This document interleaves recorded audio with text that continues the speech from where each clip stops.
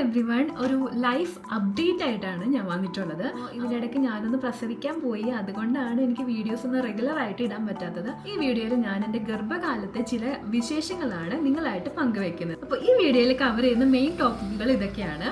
എങ്ങനെയായിരുന്നു ഞാൻ പ്രഗ്നൻ്റ് ആണെന്ന് തിരിച്ചറിഞ്ഞത്, എങ്ങനെയായിരുന്നു എൻ്റെ ആദ്യത്തെ 3 മാസം, എന്തൊക്കെ ടാബ്ലറ്റ്സ് ആണ് ഈ ഗർഭകാലത്ത് ഞാൻ കഴിച്ചത്, എൻ്റെ വെയിറ്റ് എത്രത്തോളം കൂടി, ഗർഭകാലത്ത് എൻ്റെ യാത്രകളും എൻ്റെ ജോലിയും എങ്ങനെയാണ് ഞാൻ കൈകാര്യം ചെയ്തത്. അപ്പോൾ ഇത്രയും കാര്യങ്ങളാണ് നമ്മൾ ഈ വീഡിയോയിൽ ഷെയർ ചെയ്യാൻ പോകുന്നത്. കാരണം ഞാൻ ഗർഭിണിയായിരിക്കുന്ന സമയത്ത് ഒത്തിരി വീഡിയോസ് ഞാൻ സെർച്ച് ചെയ്ത് കാണുന്നുണ്ടായിരുന്നു, ഓരോ ഡൗട്ട് തീർക്കാനായിട്ടും. അപ്പോൾ ഓരോരുത്തരുടെ എക്സ്പീരിയൻസും ഡിഫറെൻ്റ് ആണ് കേട്ടോ. അപ്പോൾ എൻ്റെ എക്സ്പീരിയൻസ് ആർക്കെങ്കിലും പ്രയോജനപ്പെടുവാണെങ്കിൽ പ്രയോജനപ്പെടട്ടെ എന്ന് വിചാരിച്ചിട്ടാണ് ഞാൻ ഇങ്ങനെ ഒരു വീഡിയോ ചെയ്യാമെന്ന് വിചാരിച്ചത്. അപ്പോൾ നിങ്ങൾ കണ്ടു നോക്കുക. പ്രത്യേകിച്ചും ഗർഭിണികളായിട്ടുള്ളവർക്കായിരിക്കും ഈ വീഡിയോ പ്രയോജനപ്പെടുക കേട്ടോ. എല്ലാവരും ഡൗട്ടായിരിക്കും, എങ്ങനെയാണ് ഈ പ്രഗ്നൻ്റ് ആണെന്ന് തിരിച്ചറിയുന്നത്.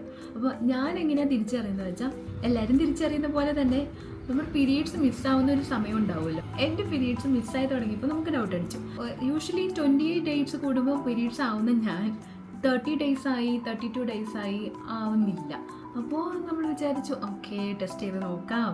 അങ്ങനെ നമ്മൾ പ്രഗ്നൻസി കിറ്റ് ഉണ്ട്, പ്രഗ്നൻസി ടെസ്റ്റ് കിറ്റ് ഉണ്ടല്ലോ, അത് ഒരെണ്ണം മേടിച്ചു. എന്നിട്ട് ഏറ്റവും രാവിലത്തെ യൂറിൻ എടുത്തിട്ട് അതിനകത്ത് ഡ്രോപ്സ് ആയിട്ട് ഒഴിച്ച് നമ്മൾ നോക്കിയപ്പോൾ 2 ലൈൻസ് കണ്ടു. അങ്ങനെയാണ് പ്രഗ്നൻ്റ് ആണെന്ന് ആദ്യത്തെ കൺഫർമേഷൻ കിട്ടിയത്.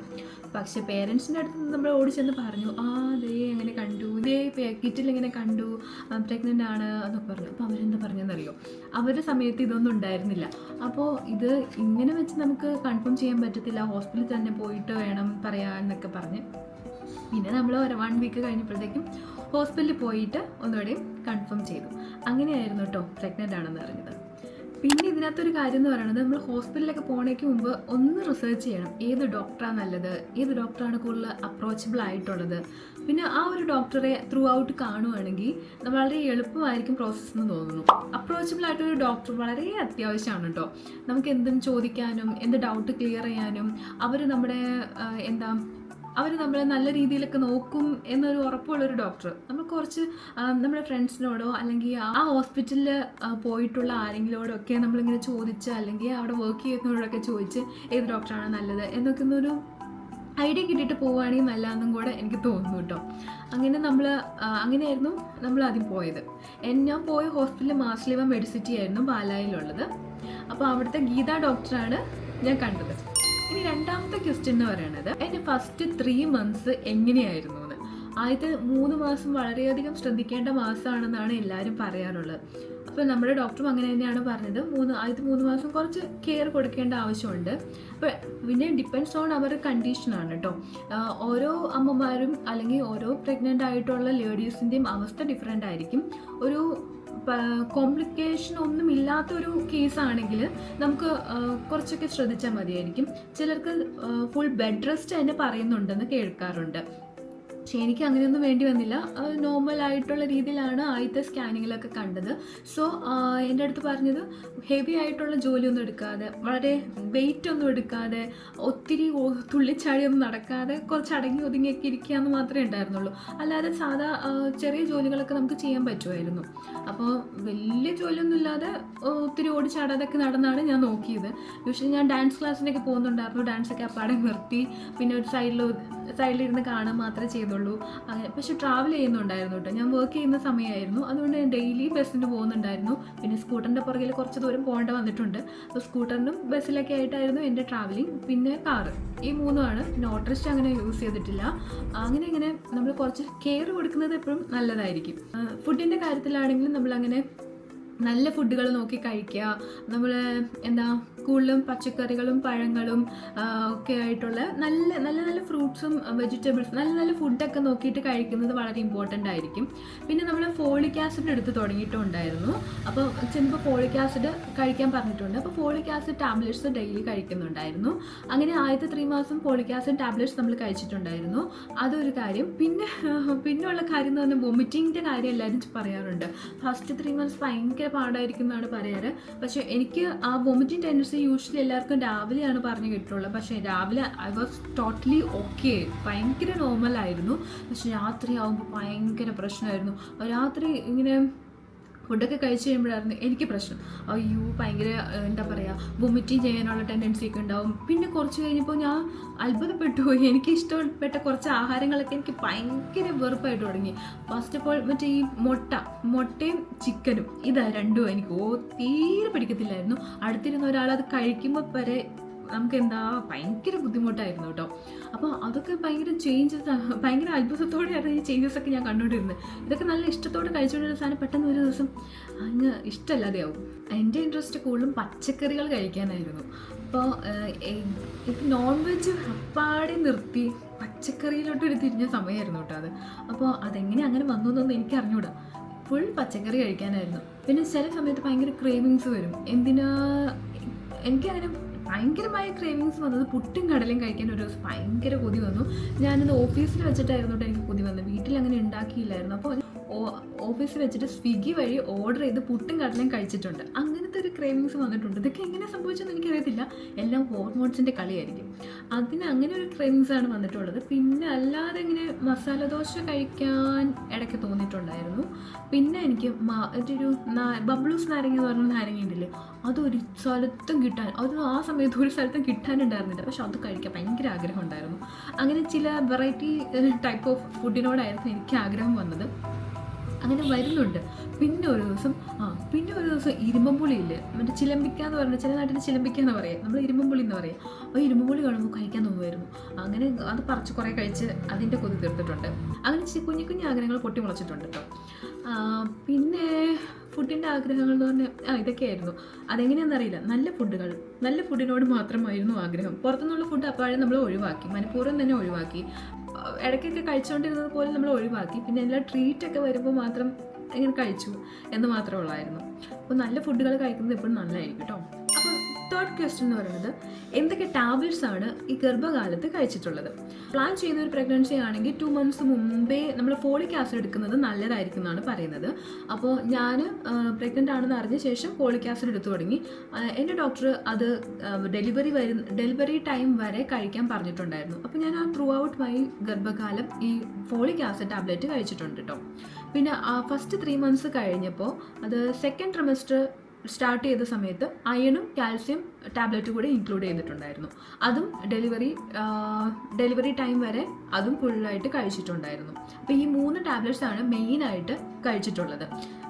എനിക്ക് നമ്മളായിട്ട് കണ്ടുപിടിക്കേണ്ട ആവശ്യമുണ്ടെന്ന് എനിക്ക് അറിഞ്ഞുകൂടാ. എല്ലാം ഡോക്ടറുടെ അടുത്ത് ചെന്നാൽ ഡോക്ടർ നമ്മളെ ഗൈഡ് ചെയ്തോളൂ ഈ കാര്യത്തിലൊക്കെ എന്നാണ് എനിക്ക് തോന്നുന്നത്. എല്ലാ ഡോക്ടറും ഇങ്ങനെയൊക്കെ തന്നെ ആയിരിക്കുമല്ലോ. അപ്പോൾ folic acid, iron and calcium tablets ആയിരുന്നു എൻ്റെ ഗർഭകാലത്ത് ഞാൻ കഴിച്ചിട്ടുള്ളത്. പിന്നെ ഒരു കാര്യമുണ്ടല്ലോ, ഈ ടാബ്ലറ്റ്സ് എന്ന് പറയുന്നത് നമുക്ക് ആശാ വർക്കർ വഴി ഫ്രീ ആയിട്ട് കിട്ടുന്ന സാധനമാണ്. അപ്പോൾ അത് നമ്മൾ കാശ് കൊടുത്ത് മേടിക്കേണ്ട ആവശ്യമൊന്നുമില്ല. അവർ നമ്മൾ കറക്റ്റായിട്ട് വീട്ടിൽ എത്തിച്ച് തരേണ്ട ചുമതല അവർക്കുണ്ട്. അല്ലെങ്കിൽ നമ്മൾ വിളിച്ച് ചോദിച്ചിട്ടാണെങ്കിലും നമ്മളിത് മേടിക്കുന്നത് നന്നായിരിക്കും. നമ്മുടെ അവകാശം എന്നുള്ള രീതിയിൽ നമുക്ക് മേടിച്ച് കഴിക്കാവുന്ന ഒരു ടാബ്ലറ്റാണ്. വളരെ ഉപകാരപ്രദമായ ടാബ്ലറ്റാണ് കേട്ടോ. അത് എന്തായാലും നിർബന്ധമായിട്ട് കഴിച്ചിരിക്കണം. ഇനി നിങ്ങളുടെ ഡോക്ടർ അത് പറയാൻ വിട്ടുപോയിട്ടുണ്ടെങ്കിൽ നിങ്ങളായിട്ട് തന്നെ അത് മേടിച്ച് കഴിച്ചിരിക്കണം. അപ്പോൾ ഇതാണ് ടാബ്ലറ്റ്സിൻ്റെ കാര്യം പറയാനുള്ളത്. ആഫ്റ്റർ ഡെലിവറി അയൺ കാൽഷ്യം കഴിക്കുന്നത് നല്ലതായിരിക്കും.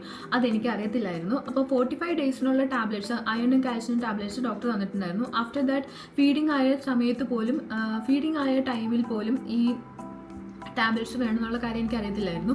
അപ്പോൾ പിന്നെ ഞാൻ ഏതോ ബുക്കൊക്കെ വായിച്ച് നോക്കിയപ്പോഴാണ് ഇങ്ങനൊരു സംഭവം ഉണ്ടത്.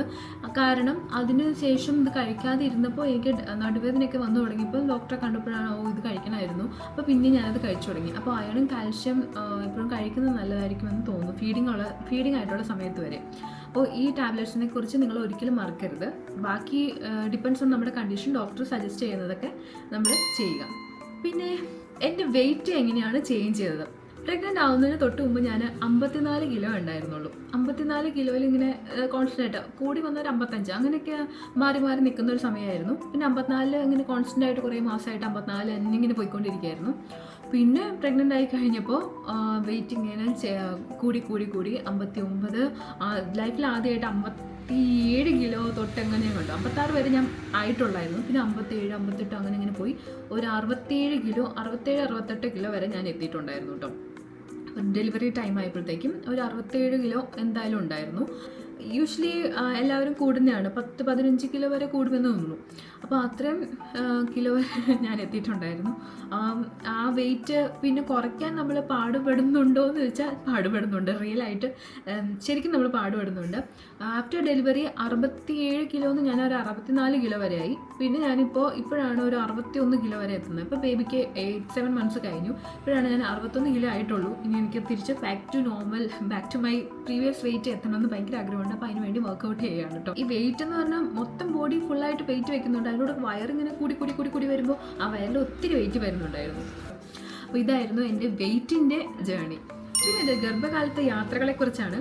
പ്രഗ്നൻ്റ് ആയിരുന്ന സമയത്തിന് മുമ്പ് ഞാൻ വർക്കിംഗ് ആയിരുന്നു കേട്ടോ. 45 മിനിറ്റ്സ് ബസ്സിൽ യാത്ര ചെയ്തിട്ടാണ് ഞാൻ ജോലിക്ക് പോയിക്കൊണ്ടിരുന്നത്.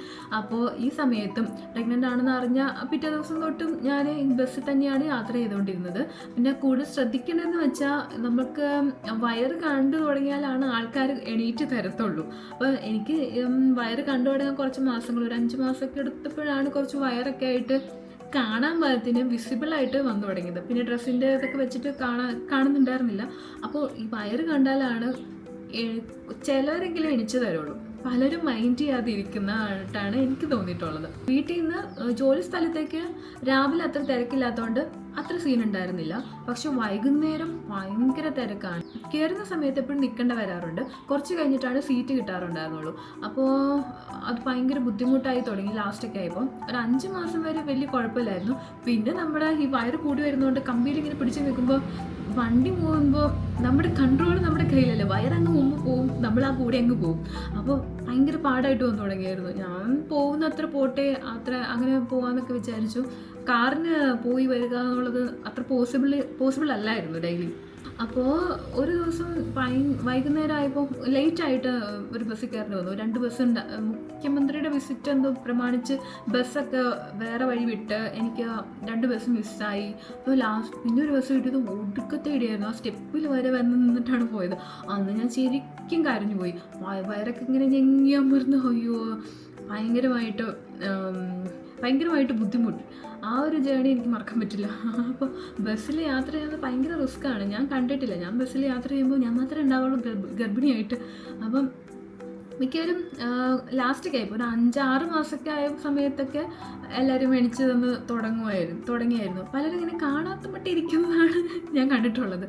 ആരും അങ്ങനെ മൈൻഡ് ചെയ്യത്തില്ല. അപ്പോൾ ഞാനിങ്ങനെ ചില സമയത്ത് എനിക്ക് ഒട്ടും പറ്റാത്തപ്പോൾ ഞാൻ ചോദിച്ച് സീറ്റ് മേടിക്കാറുണ്ട്. പക്ഷേ മിക്കവാറും സീറ്റ് കിട്ടുന്നത് ഭയങ്കര പാടായിരുന്നു. പിന്നെ ബസ്സിലെ കണ്ടക്ടർ വല്ലതും എണിപ്പിച്ച് വിട്ട് ഇരുത്തും, അല്ലെങ്കിൽ ഞാൻ തന്നെ ചോദിച്ച് ഇരിക്കും. അങ്ങനെയൊക്കെ ആയിരുന്നു എനിക്ക് സീറ്റ് കിട്ടിയിട്ടുണ്ടായിരുന്നത്. അതും പിന്നെ ഒത്തിരി ബുദ്ധിമുട്ടായ സമയത്ത് ഒരു 7 മന്ത്സ് ഒക്കെ കഴിഞ്ഞപ്പോൾ 7, 8, 9 ആ ഒരു മന്ത്സ് ഞാൻ ജോലി സ്ഥലത്തിന് അടുത്ത് തന്നെ വീട് നോക്കി. അങ്ങനെ ആ വീട്ടിൽ നിന്നാണ് പോയി വന്നുകൊണ്ടിരുന്നത്. ഒരു ഫ്ലാറ്റായിരുന്നു. അപ്പോൾ ആ ഫ്ലാറ്റിൽ നിന്നാണ് ഞാൻ പോയി വന്നുകൊണ്ടിരുന്നത്. അത്ര ബുദ്ധിമുട്ടായതുകൊണ്ട് മാത്രം. അപ്പം നടക്കാവുന്ന ദൂരം ഉണ്ടായിരുന്നുള്ളൂ. അപ്പോൾ ആ ഒരു 7 മന്ത്സ് വരെ, ഏകദേശം 7 മന്ത്സ് വരെ ഞാൻ ബസ്സിനാണ് പോയിക്കൊണ്ടിരുന്നത്. നമ്മുടെ പ്രഗ്നൻസി അത്ര കോംപ്ലിക്കേഷൻ ഇല്ലാത്തതുകൊണ്ട് യാത്ര ചെയ്താലും കുഴപ്പമില്ല എന്നാണ് ഡോക്ടർ പറഞ്ഞിരുന്നത്. അപ്പോൾ തിരക്കൊന്നും ഇല്ലാത്ത രീതിയിലുള്ള ബസ്സിൽ നോക്കി കയറുക എന്നുള്ളതായിരുന്നു ചടങ്ങ്. പക്ഷേ അങ്ങനെ നടക്കാറില്ല. അപ്പോൾ തിരക്കൊന്നുമില്ല, നമ്മൾ മാക്സിമം ഇടിയൊന്നും കൂടാതെ പോവുക. അങ്ങനെ ഒരു ബസ് ജേണി, ഒരു ദുരിതം പിടിച്ച ബസ് ജേണി ഞാൻ എക്സ്പീരിയൻസ് ചെയ്തിട്ടുണ്ടായിരുന്നു. അപ്പോൾ അങ്ങനെയൊന്നും ഇല്ലാതിരിക്കാൻ, അങ്ങനെയൊന്നും പോകാതെ നോക്കുക. മാക്സിമം നിങ്ങൾ കംഫർട്ടബിൾ ആയിട്ട് നിങ്ങൾക്ക് പോകാവുന്ന രീതിയിൽ. പിന്നെ വയറൊക്കെ കൂടി വരും ബസ്സിൽ കയറാൻ തന്നെ വലിയ പാടാണ്. 2 കൈയൊക്കെ പിടിച്ച് വലിഞ്ഞ് കയറേണ്ട അവസ്ഥയായിരുന്നു. അങ്ങനെ പൊങ്ങണ്ടേ നിലത്തുനിന്ന്. ഒന്നാമത് ബസ്സിനൊക്കെ ഭയങ്കര ഹൈറ്റ്, ഞാനാണെങ്കിൽ വളരെ ചെറിയൊരാളാണ്. അപ്പോൾ അതൊക്കെ ഭയങ്കര ബുദ്ധിമുട്ടായിരുന്നു. അങ്ങനെ പിന്നെ ഫ്ലാറ്റിലോട്ട് മാറിയപ്പോൾ ഓക്കെ ആയി. ഡെലിവറിക്ക് 2 വീക്സ് മുമ്പ് വരെ ഞാൻ വർക്ക് ചെയ്തിട്ടുണ്ടായിരുന്നു. അപ്പോൾ ആ സമയം ഫ്ലാറ്റിലായിരുന്നു. പിന്നെ ആ ഡെലിവറി ടൈം ആവാറായപ്പോഴാണ് ഫ്ലാറ്റ് വെക്കേറ്റ് ചെയ്ത് വന്നത്, വീട്ടിലോട്ട് വന്നത്. അത് പിന്നെ കാറ്, പിന്നെ സ്കൂട്ടറിനും 2 കിലോമീറ്റേഴ്സ് ഒരു സ്കൂട്ടറിൽ യാത്ര ചെയ്തിട്ടാണ് ഞാൻ ബസ് കയറാനായിട്ട് പോയത്. വലിയ കുഴിയൊന്നും ഇല്ലാത്ത റോഡായതുകൊണ്ട് സ്കൂട്ടറിന് പോകുന്നത് സേഫായിട്ടാണ് എനിക്ക് തോന്നിയത്. ഓക്കെ ആയിരുന്നു. പിന്നെ കാറ്, ഈ 3ലാണ് യാത്ര ചെയ്തുകൊണ്ടിരുന്നത്. അപ്പോൾ മാക്സിമം നിങ്ങൾ കംഫർട്ടബിളായിട്ട് യാത്ര ചെയ്യാൻ നോക്കുക. അപ്പോൾ കുറച്ച് വിശേഷങ്ങളാണ് ഇതിനകത്ത് നമ്മൾ ഷെയർ ചെയ്തിട്ടുള്ളൂ. ബാക്കി വിശേഷങ്ങൾ അടുത്ത വീഡിയോയിൽ നമുക്ക് കാണാം. അപ്പോൾ ഞാൻ നേരിട്ട് വലിയൊരു പ്രശ്നം എന്ന് പറഞ്ഞാൽ ഡയബറ്റീസ് ആയിരുന്നു. ലാസ്റ്റൊക്കെ ആയപ്പോൾ എനിക്ക് ഷുഗർ ലെവൽ കുറച്ച് കൂടി വന്നിട്ടുണ്ടായിരുന്നു. ഫ്ലൂയിഡ് കൂടുതലായതുകൊണ്ട് ഷുഗർ ലെവലൊക്കെ കൂടി വന്നിട്ടുണ്ടായിരുന്നു. അതിന് ജെസ്റ്റേഷണൽ ഡയബറ്റീസ് എന്നാണ് പറയുന്നത്. ആ ജെസ്റ്റേഷണൽ ഡയബറ്റീസ് ഞാൻ എങ്ങനെ ഫേസ് ചെയ്തു, അന്ന് ഞാൻ ഫോളോ ചെയ്ത ഡയറ്റ്, അതിനെക്കുറിച്ചൊക്കെ ഉള്ളൊരു വീഡിയോ ഞാൻ വിശദമായിട്ട് വേറൊരു വീഡിയോ തന്നെയായിട്ട് ഇടാം കേട്ടോ. അപ്പോൾ അത് ഒത്തിരി കാര്യങ്ങൾ പറയാനുണ്ട്. ഡെലിവറി സ്റ്റോറിയും ഒരു വലിയൊരു കഥയായിട്ട് തന്നെ പറയാനുണ്ട്. അപ്പോൾ അത് ഞാൻ പിന്നെ വേറൊരു വീഡിയോ ആയിട്ട് തന്നെ ചെയ്യാം. നിങ്ങൾക്ക് എന്തെങ്കിലും ഡൗട്ട്സൊക്കെ ചോദിക്കാനുണ്ടെങ്കിൽ ചോദിക്കാം കേട്ടോ. വീഡിയോ ഇഷ്ടപ്പെട്ടാൽ ലൈക്ക് ചെയ്യുക, കമൻറ്റ് ചെയ്യുക, ഷെയർ ചെയ്യുക. കൂടുതൽ വിശേഷങ്ങളായിട്ട് ഞാൻ ഉടനെ വരുന്നതാണ്. സബ്സ്ക്രൈബ് ചെയ്ത് കാത്തിരിക്കുക. Bye bye.